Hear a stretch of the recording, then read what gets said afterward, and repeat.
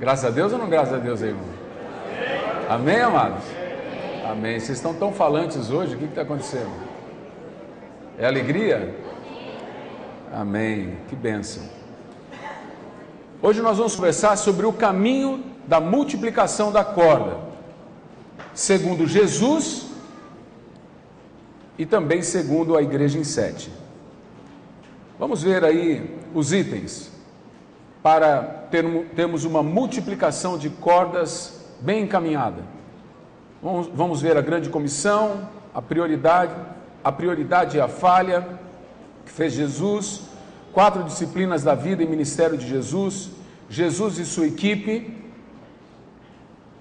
os auxiliares, líderes de corda em potencial, planejando a multiplicação da sua corda, conselhos práticos para selecionar e preparar novos líderes, circunstâncias especiais. Amém? Então nós vamos agora ver Mateus 28, 18 a 20. Vocês lembram do decor? Portanto, ide e fazei discípulos todas as nações, batizando-os em nome do Pai, e do Filho, e do Espírito Santo,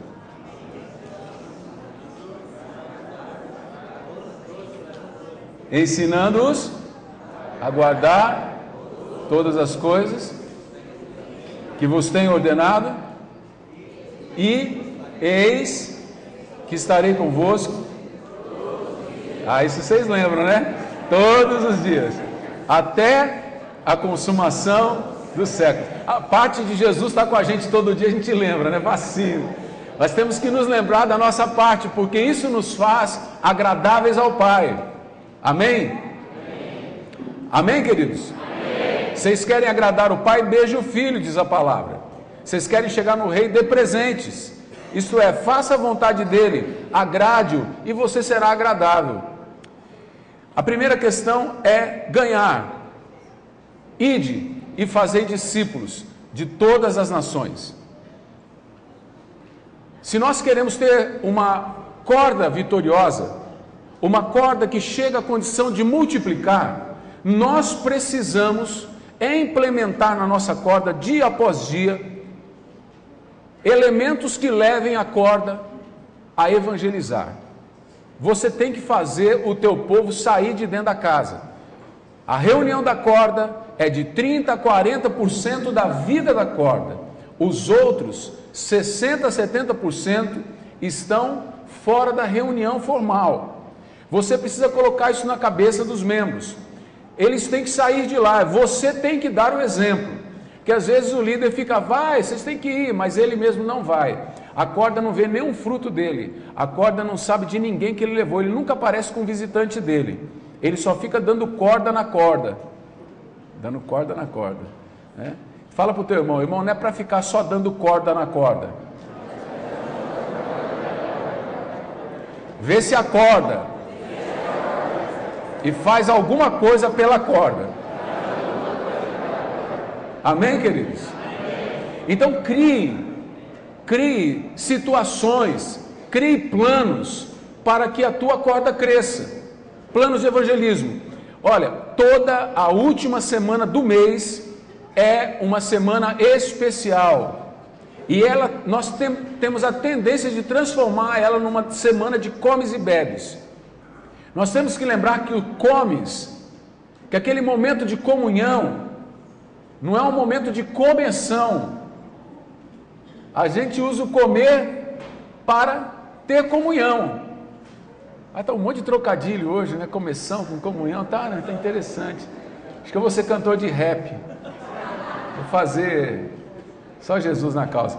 Então, amados, tem que lembrar disso. Toda última semana você tem que se preparar para a última semana, porque nela é uma semana de evangelização. Você pode usar todos os álibis possíveis, desde aniversários do mês, desde o aniversário da última cirurgia da vovó. Você pode fazer tudo quanto é, usar tudo quanto é álibi.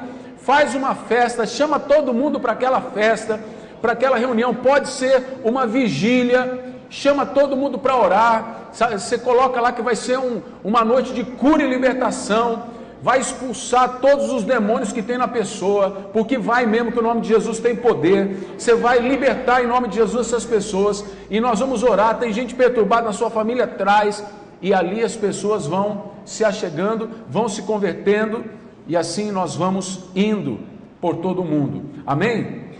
Agora, o ide também, ele engloba na questão da multiplicação, ele está na questão da multiplicação, porque é indo sempre. Esse verbo é indo, é um gerúndio, ele é indo.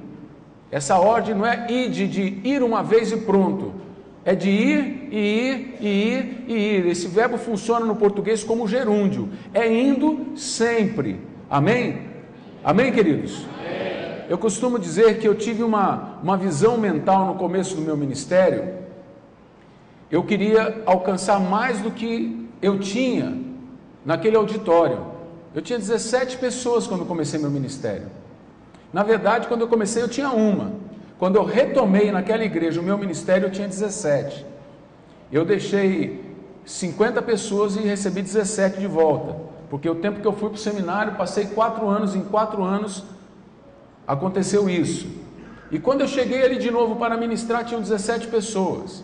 E eu comecei a trabalhar, a evangelizar, a pregar, e eu fazia cada coisa, irmãos, que você vai ter dificuldade de imaginar, porque tinha muito gás, né? Então, só por Deus, fazia cada negócio que hoje ficaria difícil por causa da saúde, né, de menino, né?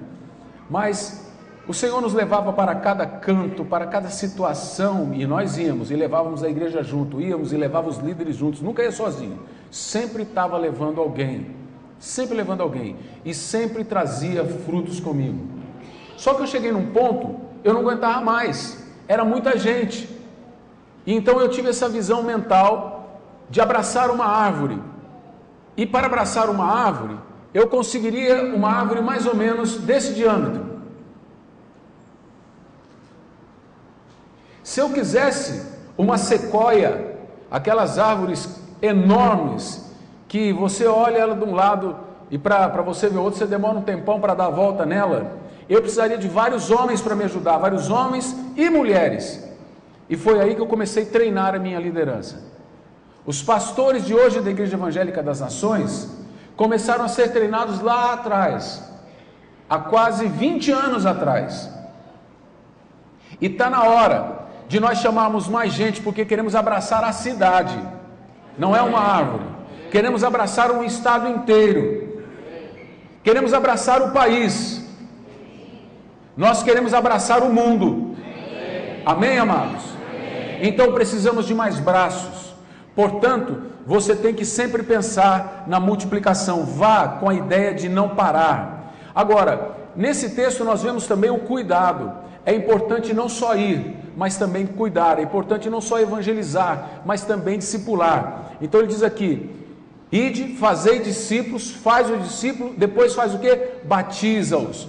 Esse batizar é a inclusão, é a consolidação do discípulo dentro da comunidade, é a consolidação do discípulo dentro da estaca.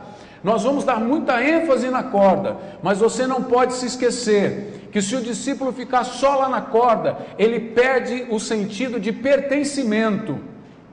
Ele fica parecendo que ele é de um grupinho, quando ele pertence a uma família muito maior.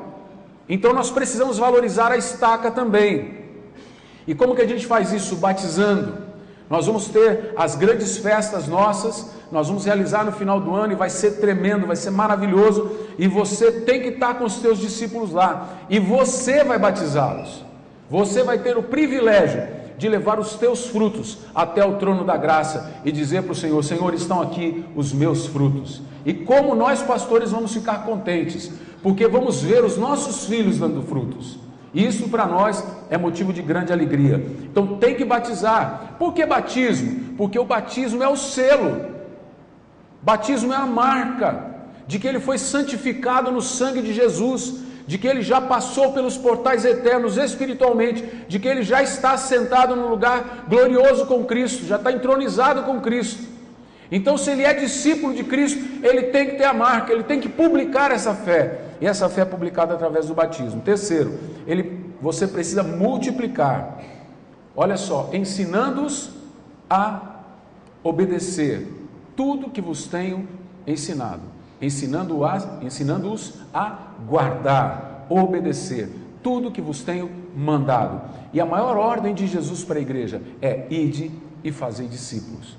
Enquanto um crente não faz discípulo, segundo João capítulo 15, verso 8, ele não é discípulo de Jesus, ele é um pretendente a discípulo.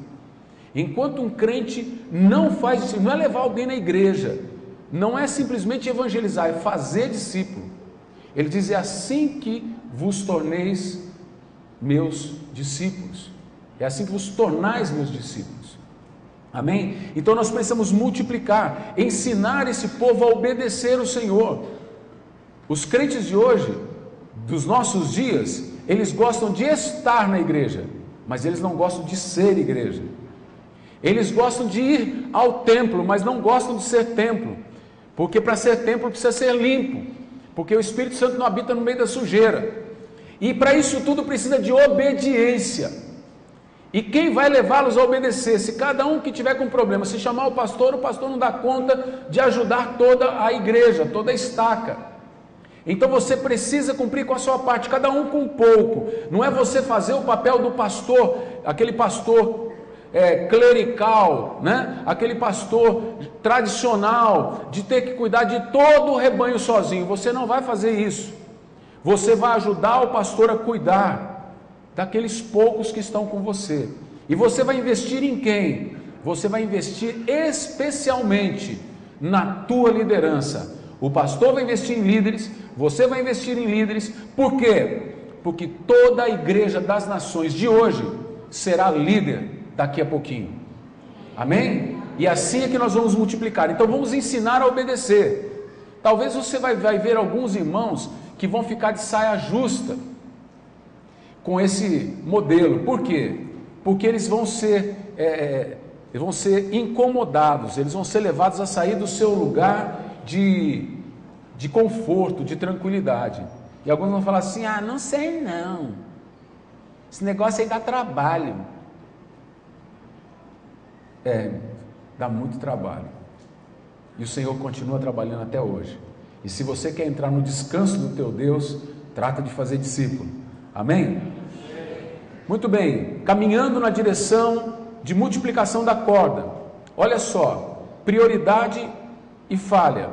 Devemos priorizar a multiplicação de discípulos. Irmãos, isto aparece mais de 50 vezes no Novo Testamento.